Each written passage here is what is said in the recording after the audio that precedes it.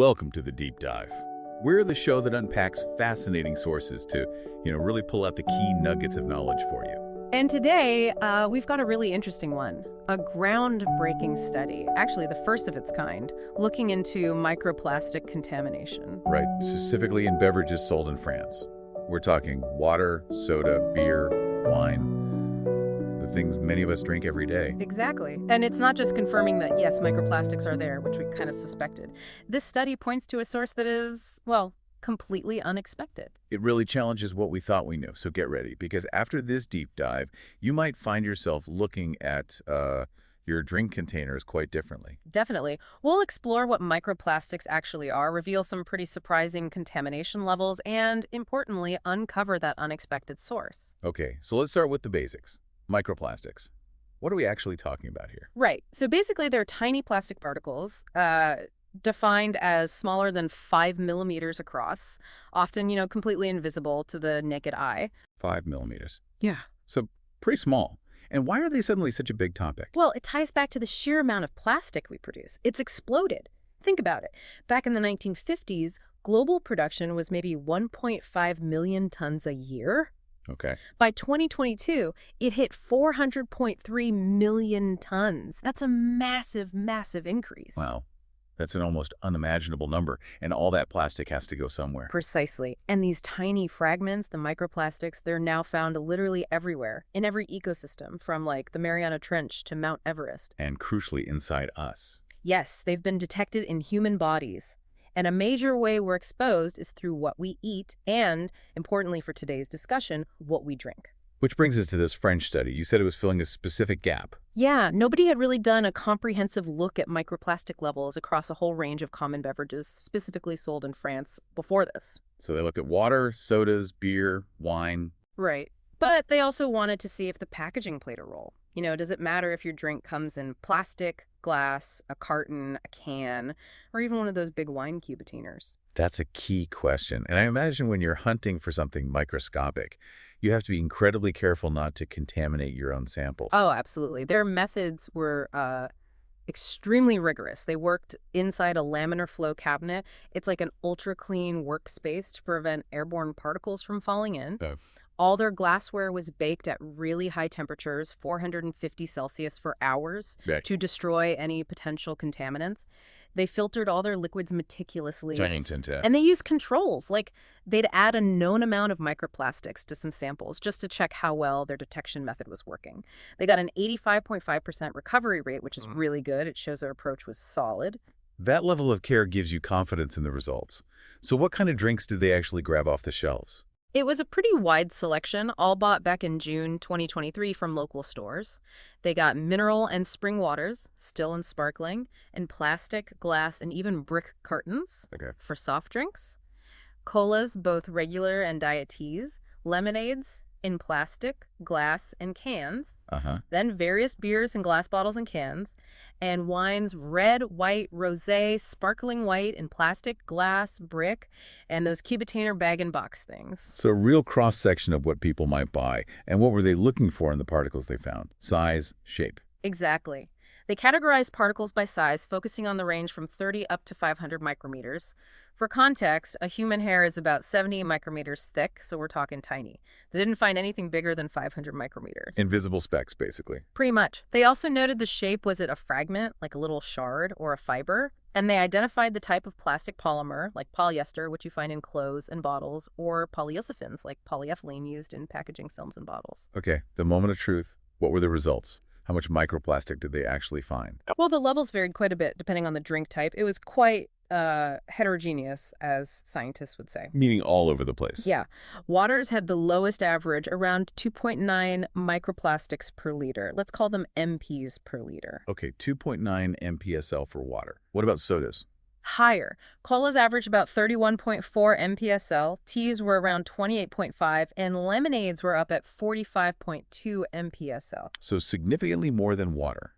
And beer. Beer was the highest overall average. Get this, 82.9 MPs per liter. Whoa, 83. That's quite a jump. What about wine? Wine was actually on the lower end, averaging about 8.2 MPSL, a bit higher than water, but much lower than beer or the soft drinks. Interesting range. But you mentioned the really surprising part was about the containers, right? Yes, this is the finding that really turns assumptions on their head.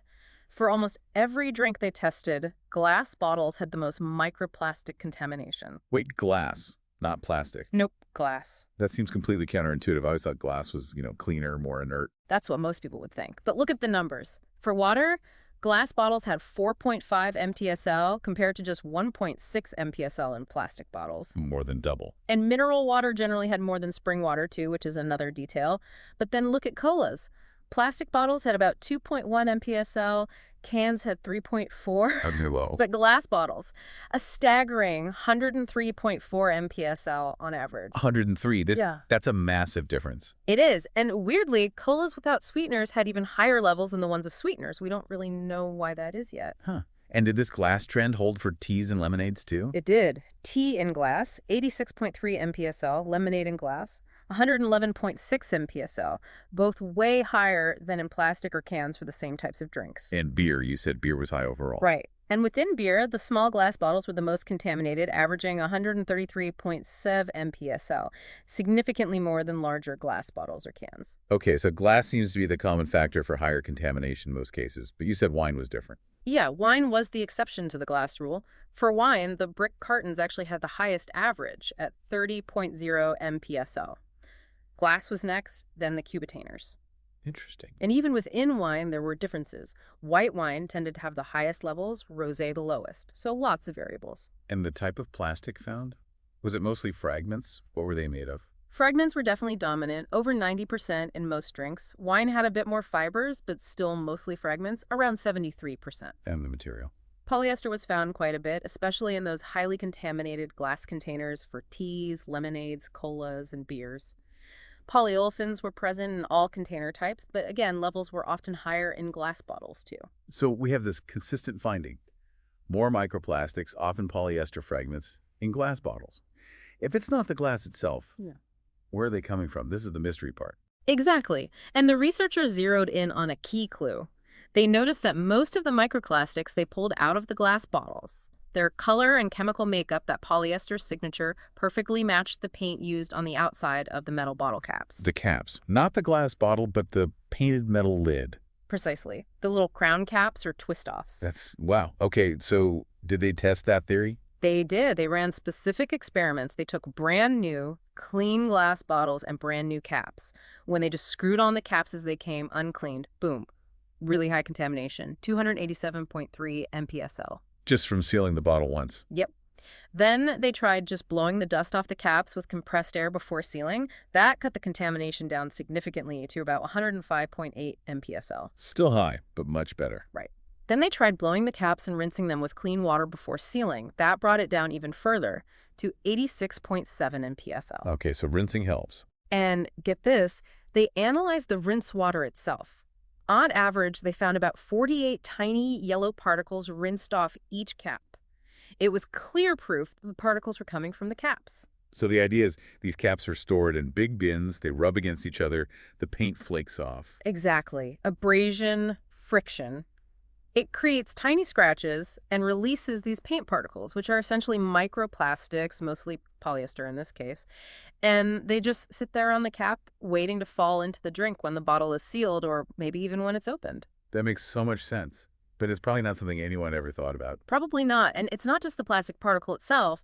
There's also the question of what additives might be in that paint, pigments, binders, other chemicals that could also be getting into the beverage. That adds another layer of concern. So this study gives us this really specific insight. But stepping back, how does this fit into the bigger picture? Is it easy to compare microplastic studies from different parts of the world? That's actually a huge challenge in this field. There's a real lack of standardized methods globally. Oh, so? Well, different studies look for different size ranges of particles. Some analyze small samples, others analyze large ones. Even the temperature used to dry samples can affect the results, potentially degrading some plastics like polyester fibers, making it seem like there are fewer than there really are. So it's like comparing apples and oranges sometimes. Pretty much. It makes it really hard to get a clear global picture or directly compare contamination levels reported in, say, Italy versus Canada versus France. So does this French study help move things forward in terms of methodology? I think it does. They were quite thorough. For instance, they analyzed 6 samples for each type of drink and packaging, whereas many studies only use 3. That gives you a more reliable average. More data points. Right, and they analyzed the entire contents of the bottle or container, not just a small subsample.